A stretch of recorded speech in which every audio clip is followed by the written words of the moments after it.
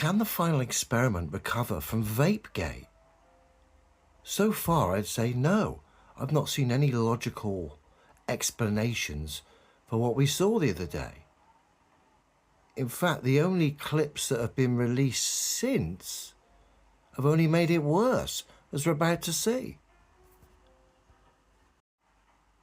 If you don't know what Vapegate is, watch my last video and then come back, okay? If you know, did anyone ever have any vapes in Antarctica? Yes, I think Austin did. Ah, that's very interesting. Thank you, Jared. Why isn't your breath foggy?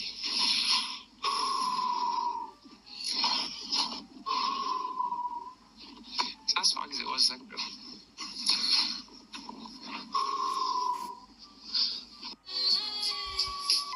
And here, of course, is where the problems begin. Because Witsit goes off screen for a couple of minutes to entertain a request from someone in the chat to pick up some snow. So Witsit says he's going to go and get some gloves, goes off screen for a couple of minutes, comes back on screen, turns the computer stroke camera on, and the first breaths that come out of his mouth are almost overwhelming, certainly compared to what we've seen beforehand and what we see after those first couple of, breath and a half. Which of course led many to suggest that what he'd done off screen was puff on a vape. And of course when we cross-referenced the footage from another camera, it certainly looked like that. And thus far, I've not heard a single logical explanation for what we're about to see.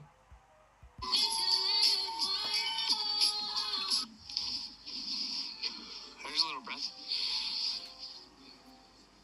What's up now? Well, I'll tell you what's up now, Austin. You've just made this whole thing, like I said the other day, just look like a shambles. Why? Now, if your breath was like that because of the environment, each breath you took would be the same.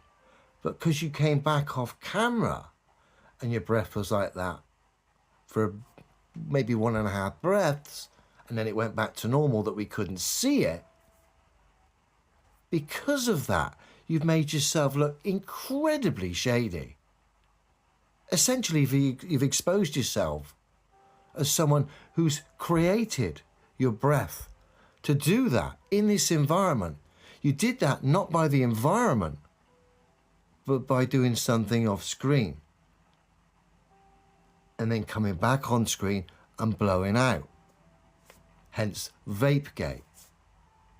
And of course, I've heard no one so far defend this in a logical fashion. Let's try and get some idea and the mindset and the standard of the organizer of this silly charade, known as the final experiment, a fella called Will Duffy.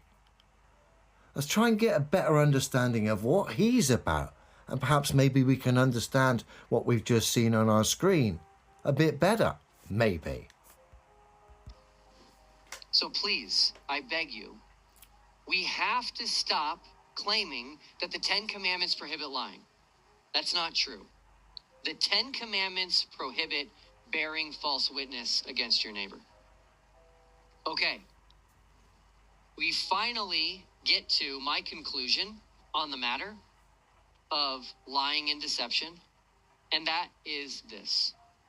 After carefully looking at both sides of the debate, and after taking a very deep dive into everything I could possibly find in Scripture regarding lying and deception, I have come to the conclusion that neither lying nor deception are inherently immoral. So the organizer of the final experiment has absolutely no problems whatsoever with lying and deceiving, it would seem.